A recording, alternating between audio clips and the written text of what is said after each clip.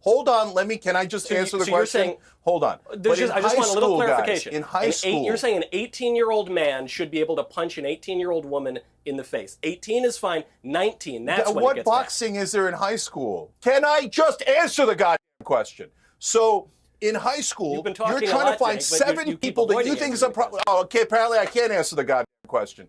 Okay, listen. Recently, Cenk Uygur got into a heated debate on Piers Morgan Uncensored, where he clashed with Piers Morgan, Michael Knowles, and Riley Gaines all at once. The discussion focused on controversial topics, including woke politics and transgender athletes. Riley Gaines, an NCAA swimmer who competed against transgender athlete Leah Thomas, joined the panel to share her perspective.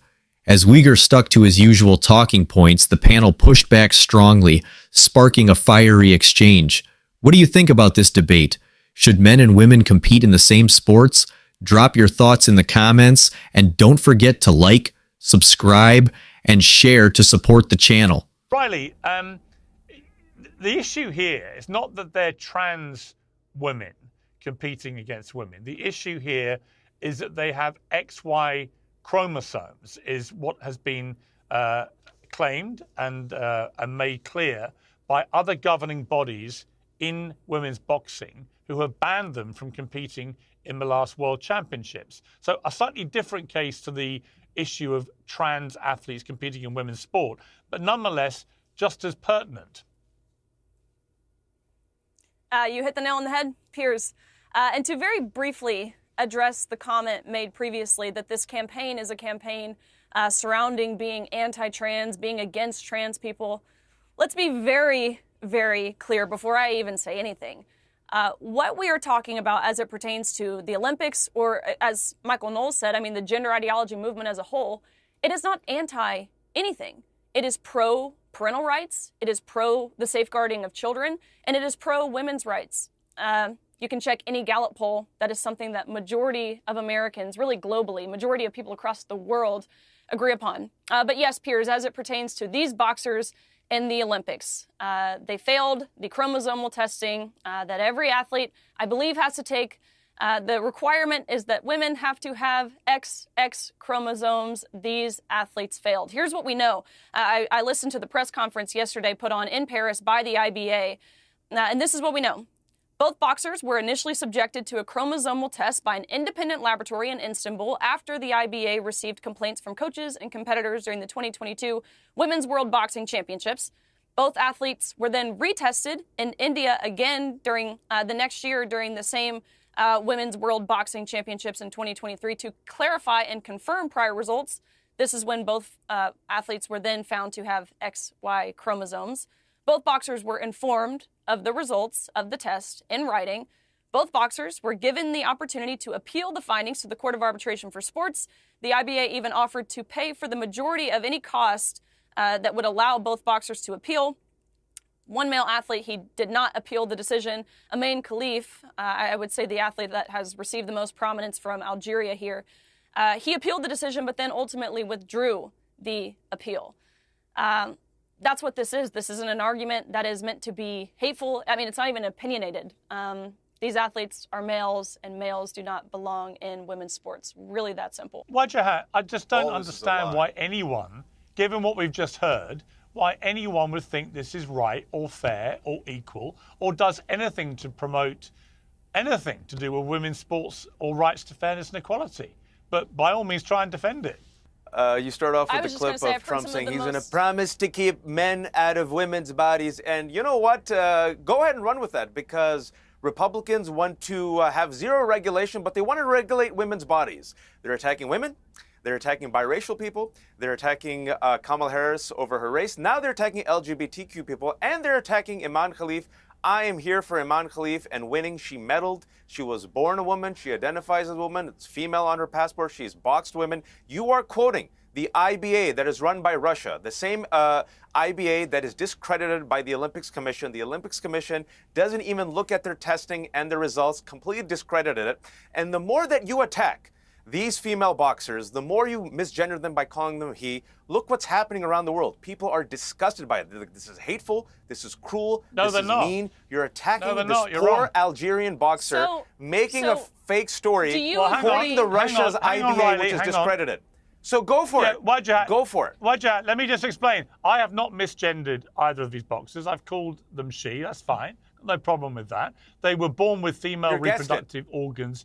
Well, I'm told they were born with female reproductive organs, but they have XY chromosomes. They didn't appeal against their ban. They had the hang on, Cenk. Hang on, Cenk. I'll come to you. But Wajah, they didn't appeal when they had the chance to appeal. And the simple way they can clear this up before they box again, they can actually just say, here we are, I'm prepared to take a test. Let's do a simple swab sex test. And if it turns out they have an XY chromosome, would you then accept that that makes them biologically male? And would you accept that should make them ineligible to take part in a boxing competition against a biological female? Yes or no? If you and Michael will take a test proving that you're male and submit the results, yes, I will. I'll be fine I'll do doing it now. the same. I'll do it now. Okay, really? Sure. So wonderful. Of course. Gress, you'll do it right now? Let's do it. In this intense debate, a woke panelist makes an absurd argument against DNA testing in sports, claiming it's unnecessary for athletes already identified as female. However, the fighter in question raises valid concerns. Just having a passport that says female doesn't prove biology. Piers Morgan hilariously shuts down the argument by offering to take a DNA test himself, making the panelist's stance look even weaker. This debate touches on the growing controversy around transgender athletes and fairness in competition. What do you think? Should DNA tests be required in these cases? Share your thoughts in the comments. Let's get back to it. Okay. So why didn't they appeal the ban? Your big thing is, I've accused you of a. Hold on. So your big thing is, we accused of her of a thing that doesn't exist, and now she has to prove that it isn't true. Well, that's an absurd standard. I could accuse you of 1,000 things and demand that you prove that it's not true. This is where you're being so disingenuous. When did you stop beating your wife, I'm going to bring Michael in, but hang on a second, Cenk. You're being so disingenuous. Because the truth is, they were both banned from the last World Championships because they failed a sex test, which is rightly said. Fine, but they had a chance to appeal, but they didn't. They took the ban. They accepted the findings of the ban, or they would have appealed it. That's the bottom line, which means they're male. They've got a Y chromosome.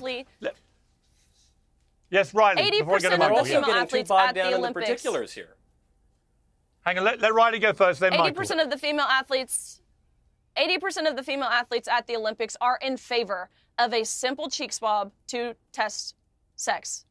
Over 80% of the athletes, female athletes. Takes 2 seconds. It takes 2 seconds. You do literally a cheek swab. That's it. And then you establish, are they male or female? Michael, I think you've got a more overarching solution to this. I do, actually. But before we even get to that, which I think was simple enough and it worked a quarter century ago, I have this question for Cenk, because it seems like we're getting so bogged down in the particulars. What exactly are this fighter's chromosomes, and what leagues are credible in ascertaining this question? But you just said, Cenk, that you would have no problem with your daughter engaging in a sport, even we're discussing a combat sport, with someone who has male biology. And what people find so disturbing about the Imani Caliph story, I think, is the notion that a man is punching a woman in the face. So if you say you have no problem with this, with men, people with the biology of a man, even fighting women, even playing sports with women, do you think there is any circumstance in which it's okay for a man to punch a woman in the face? Yeah, so I'm glad you're asking the question, because I said it, and let me double down and clarify so that no one's confused about it. So my cutoff is high school.